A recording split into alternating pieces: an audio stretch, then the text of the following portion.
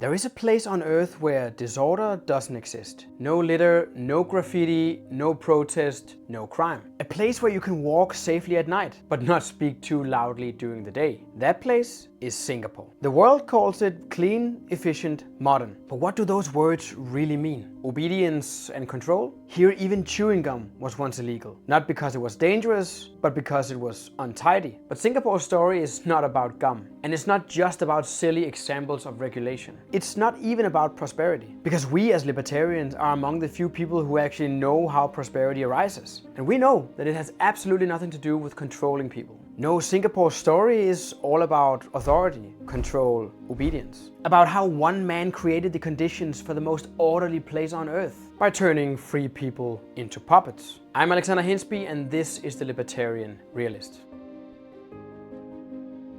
When Singapore became independent in 1965, it wasn't the shining metropolis we know today. It was poor, divided, lawless.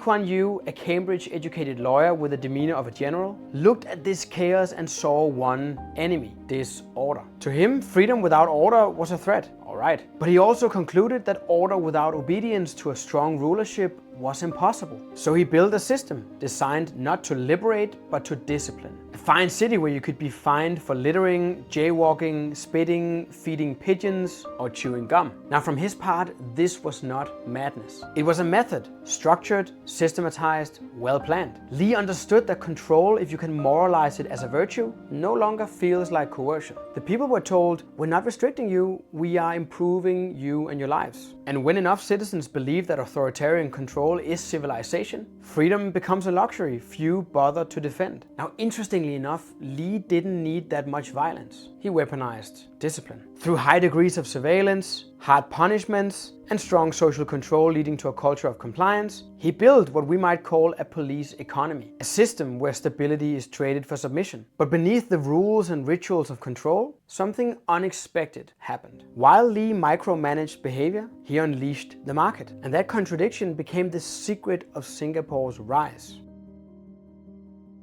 Now, what does order mean? Does it mean a system where nobody is aggressing against each other? Which is what we as libertarians advocate for, of course. Or does it mean that you don't have to look out of your window and see the strange color your neighbor just used to paint his roof? That you don't have to see anyone chewing gum or walking naked in their own house? Or even think about someone else owning pornography? Yes, Singapore's streets are safe because they're watched. Its citizens are polite because they're afraid to be otherwise. So if the goal is total conformity to the rules of the leader, this system works. But it works by removing friction, dissent, and individuality. Every aspect of life here is engineered for predictability. The government plans housing, regulates speech, censors the press, and controls unions. It doesn't need to terrorize openly. It simply designs its way into full control. And through this design, it achieves something more subtle than fear: obedience without awareness. The perfect citizen of Singapore is efficient, educated, and harmless. He works hard, pays his taxes, and never questions why he can't protest without the government's permission.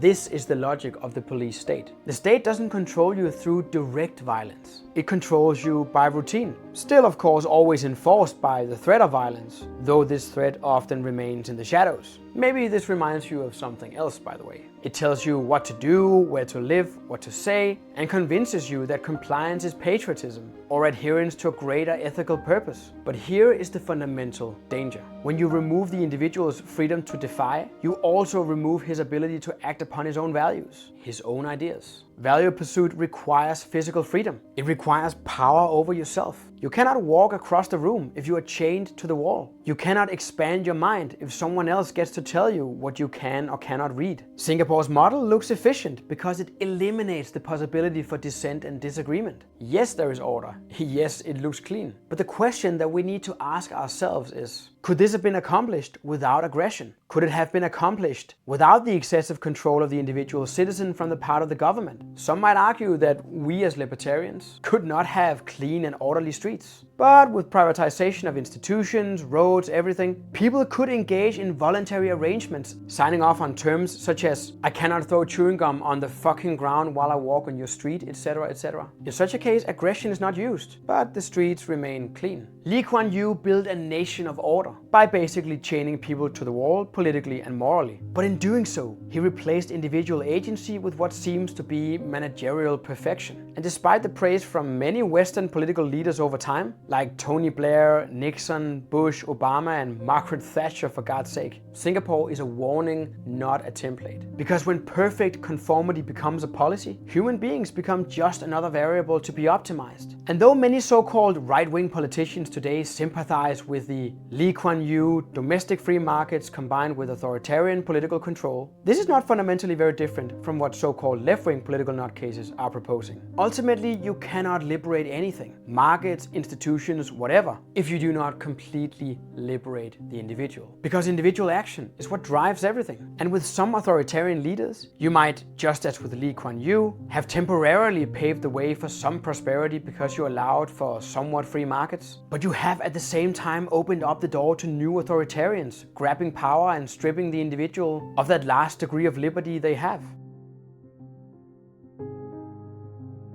Now, when critics accused Lee Kuan Yew of authoritarianism, he didn't deny it. He defended it as a cultural necessity. He said the Confucian tradition puts the family, not the individual, at the center. We have Asian values, not Western ones. If you think about it, pretty brilliant move. Because once obedience becomes cultural, coercion becomes moral. It becomes something to be proud of, to the same extent as many people are proud of their heritage, their homeland, their culture. Asian values becomes a rhetorical shield, a moral justification for control. The claim was simple: well, freedom may work for you, but not for us. But that's the lie. The legitimacy of freedom has nothing to do with Western culture. It's tied to the human condition. It has nothing to do with tradition. Freedom is a condition for action. To act upon your own values, your own notions of right and wrong, you must be free to do it. The human mind and condition doesn't change because geography changes. Agency, reason, action, none of these depend on whether you're born in Oxford or Singapore. The moment the government says, our culture prefers obedience, what it really means is that we, as in the elite, prefer to rule without being challenged. And in that phrase lies the oldest trick in the book: to moralize control, to sanctify submission, to turn political power into cultural pride. Something which tends to work awfully well in a world where everyone constantly talks of Western imperialism and neo-colonialism. Let the population fight for their own right to be tyrannized. In this case, under the banner of national and cultural autonomy. So again, collectivism. But Lee's argument wasn't new. It was the same logic every empire, church and state has used to excuse domination. We know what's best for you. The difference was, Lee made it sound rational. He spoke the language of progress, efficiency and pragmatism. Asian values became the moral ingredient to his autocracy. And here is what's most crazy about it. The West admired it, not because it was Asian, but because it seemed very efficient. Because when authoritarianism starts performing well on the balance sheet, suddenly freedom looks inefficient. Western leaders praised him left and right.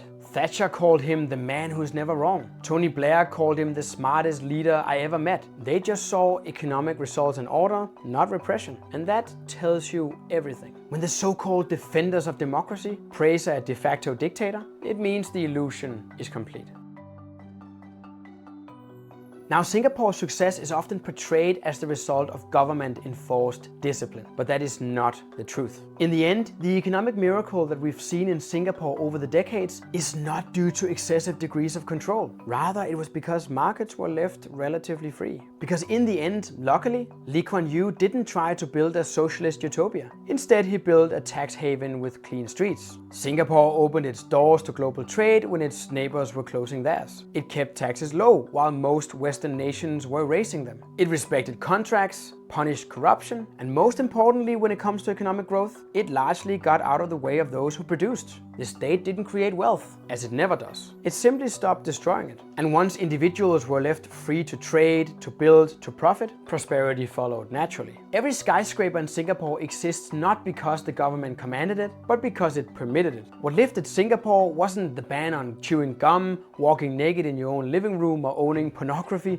It was the absence of bans on enterprise. But as always, we have observed an interesting phenomenon over the decades. The freer the market became, the better the economy performed, and the more the state took credit for the results. So the government planned the image, but individuals produced the wealth. While bureaucrats were busy designing the social order that a lot of Western leaders have praised over time, entrepreneurs created the real order. The spontaneous one, born from voluntary exchange. And that is what every authoritarian fears. A system that organizes itself without permission, where individuals become aware that they don't need their rulers. Singapore didn't arise because of authoritarianism. It rose despite of it. Because its authoritarian leader happened to allow for contractual freedom and the enforcement of property rights. Its prosperity came from the free market and the principle that it is ultimately based on, that value is created through consent, not coercion. The tragedy is that Singapore demonstrated this clearly and then pretended it hadn't. The state freed up the markets, then outlawed dissent, moralized obedience, and gave governance credit for all the economic progress. But the truth here is relatively simple. Singapore became rich the moment the individual was left alone to act. Everything else, the fines, the cameras, the slogans, was just noise. And yet the world keeps pointing to Singapore as some kind of proof that you can have capitalism without liberty. But